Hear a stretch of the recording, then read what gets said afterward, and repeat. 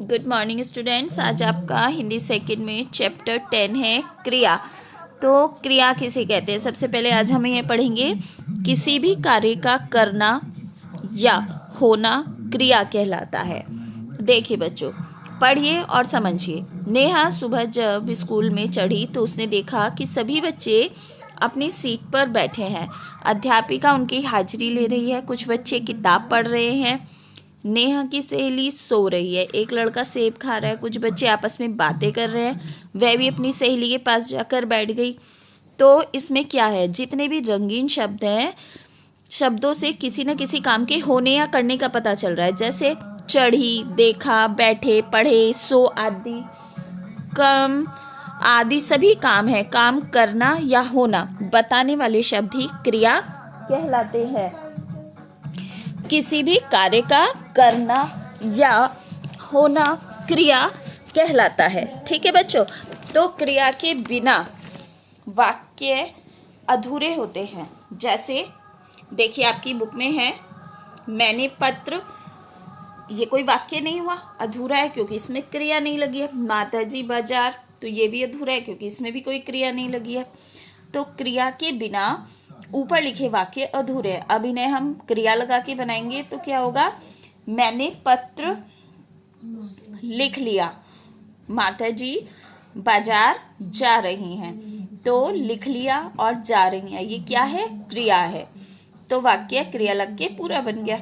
यहाँ वाक्य क्रिया के साथ होने से पूरे भी हैं और स्पष्ट भी है, यानी क्लियर भी है। अतः वाक्य में क्रिया का होना आवश्यक है। तो ये सारे आपकी बुक में सब क्रिया शब्द हैं। जैसे खाना, पीना, सोना, दौड़ना, कूदना, खेलना, काटना, याद करना, नाचना, गाना, उड़ना, लड़ना, ये सब क्या हैं? क्रिया शब्द हैं। क्रिया के कितने भेद होते हैं? 2 भेद होते हैं, सकर्मक क्रिया और अकर्मक क्रिया। सकर्मक क्रिया कौन सी होती है? जिन वाक्यों में क्रिया के साथ कर्म भी होता है, उस क्रिया को सकर्मक क्रिया कहते हैं। जैसे कर्म क्या है? खाना और डांस। और क्रिया क्या है? खा रहा है और कर रही है। तो क्या सेंटेंस होगा? खाना खा रहा है। तो खाना कर्म हो गया और क्रिया खा रहा है। ऐसे डांस, डांस कर्म हो गया और कर रही है क्रिया हो गया। ठीक है। तो सकर्मक क्रिया की पहचान क्या है? सबसे पहले सकर्मक क्रिया की पहचान, सकर्मक क्रिया की पहचान कर्म से होती है। वाक्य में क्रिया के साथ क्या या किसे लगाकर प्रश्न करते हैं। जैसे बच्चा रस पी रहा है, तो इसका हम क्या बनाएंगे? बच्चा क्या पी रहा है। अगर हमें प्रश्नवाचक बनाना है तो आंसर होगा रस पी रहा है। पापा ने मुझे गुब्बारा दिलाया, इसको हमें प्रश्नवाचक बनाना है। पापा ने किसे गुब्बारा दिलाया? मुझे। तो यह सकर्मक क्रिया है। अकर्मक क्रिया, जिन वाक्यों में क्रिया के साथ कर्म नहीं होता, उस क्रिया को अकर्मक क्रिया कहते हैं। जैसे कर्म कुछ नहीं, क्रिया दहाड़ रहा है। जैसे शेर दहाड़ रहा है, तो शेर क्या कर रहा है? दहाड़ रहा है।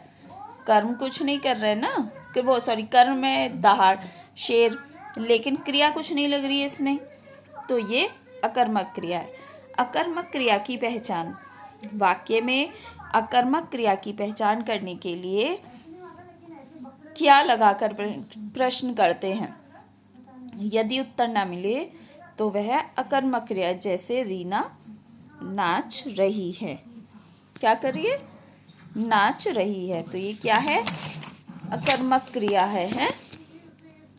रीना क्या नाच रही है? कोई भी उत्तर नहीं है। क्या नाच रही है? बताइए, कोई क्या बताएगा क्या नाच रही है? तो ये क्या है? अकर्मक क्रिया है।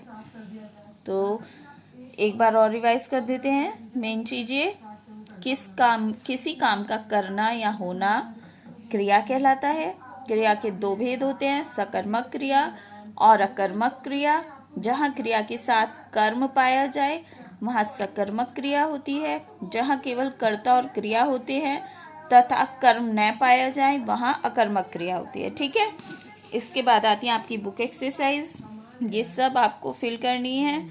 तो ये सब फिल करने के बाद आप वर्क करेंगे, सेंड करेंगे मुझे। सारी बुक एक्सरसाइज ही हैं, ध्यान से देख लीजिए। सबसे पहले सही कथन के सामने राइट या क्रॉस का चिन्ह लगाना है आपको, ठीक है। क्रिया के 3 भेद होते हैं, गलत क्योंकि 2 होते हैं। जिन शब्दों से काम करने का बोध हो वे शब्द क्रिया कहलाते हैं। राइट, जिन वाक्यों में क्रिया के साथ कर्म होता है वे कर्मक क्रिया कहलाती हैं। रॉन्ग, सकर्मक क्रियाएं बिना कर्म के पूरी नहीं होती है। Right, okay. ऐसे ही आपको यहाँ शब्द दिए गए हैं, तो आपको इनसे ये वाक्य कंप्लीट करना है, ओके। तो सभी बच्चे फिल कर लेंगे। इसके बाद सकर्मक और अकर्मक इस वाक्यों में पहचाननी है आपको और यहाँ लिखना है, ठीक है। ये भी आप फिल करेंगे। इसके बाद यहाँ पे कुछ क्रियाएं दी गई हैं, कुछ शब्द दिए गए हैं क्रिया के, इनसे आपको सेंटेंस बनाना है। तो जो आपका मन करे वो सेंटेंस आप यहाँ बना सकते हैं, ओके।